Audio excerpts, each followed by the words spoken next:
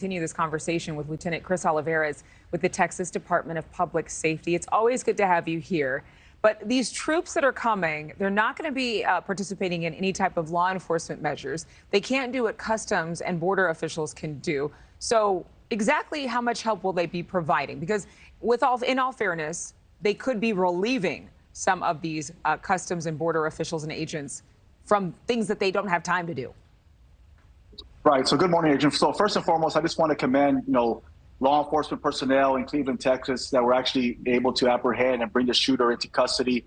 This was a multi-led agency with local, state, county, and federal law enforcement officers. There were over 200 plus officers that were dedicated, working tirelessly to bring this individual to justice. It was not just one agency, it was multiple agencies involved. Of course, credit goes to that caller that actually called in that tip to actually locate the shooter and bring him into custody. So back to your question, as far as the U.S. troops now, if they're going to be sent to the border to just do administrative duties, well, it's not going to stop the flow of people coming across the border illegally.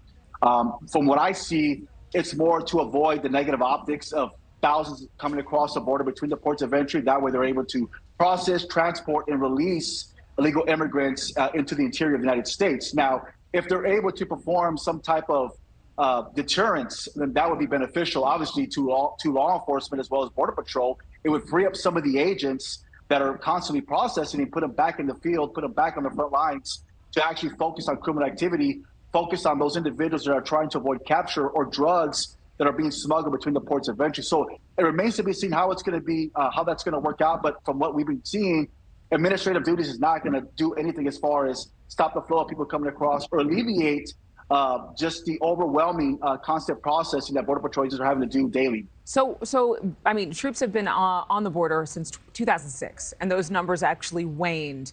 The influx of 1,500 by the Biden administration puts the numbers back to what they were in 2021, 2022. But you mentioned deterrence. How in the world can you deter thousands and thousands of people who say that they know that America is a safe place for them to land? Not only that, they know they can come into this country without really doing anything but getting here. Right. So that's where the challenge is. And of course, if we look at what the Texas National Guard has done when Governor Abbott launched the National Guard, I've been traveling to Brownsville, Texas, where right now we're seeing a surge of immigrants that are coming across, Venezuelans, where they've been averaging over 2,000 plus encounters a day, not just one area. But National Guard has been able to put up razor wire. Also, they have a more mobilized show of force. So they've been able to stop some of that flow. And as a result of that, through Operation Lone Star to date, they have been able to stop 38,000 illegal crosses. Now, of course, 38,000, if you look at the sheer number of people coming across, where you have close to 5 million, really is little. But of course, any amount of people that we can stop from crossing the border is beneficial. Now, again, it goes back to what the U.S. troops are going to be able to do. Now, if they're able to provide some type of deterrence or actually have a more controlled effort where we can funnel some of the activity to the ports of entry, then that would be beneficial to everyone, especially border communities. But again, that's what needs to be done right now. There needs to be some policies in place, consequences to alleviate that flow and actually have these individuals, these immigrants, funneled to the ports of entry where they should be seeking asylum as opposed to traveling the dangerous river between the ports of entry. And just walking through wherever they can. I have a question for you. You mentioned optics. Mayor Eric Adams of New York City just made this claim that Governor Abbott of Texas is targeting Black-led cities by busing people from the Texas border to places like Chicago, New York, Washington, D.C.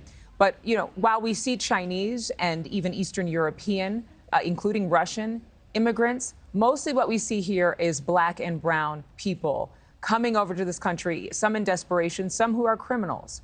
What do you think now, after all of these weeks and months, about Governor Abbott busing people because of the sheer number of those trying to cross illegally? Well, Adrienne, that was very beneficial to smaller communities such as Eagle Pass, where they don't have the infrastructure such as New York City or Chicago. You had immigrants that were sleeping in the streets, little kids, especially now in El Paso. That's what's taking place right now, where you have hundreds of migrants sleeping in the streets, children sleeping in the streets, homeless. So the only way to alleviate that was to bus some of these migrants to these sanctuary cities. These cities declare themselves as sanctuary cities. And a lot of these migrants do want to go to these larger cities. So all we're doing is facilitating that travel for them. These are migrants that have already been processed. They've already been released. from federal custody. They want to go to these cities.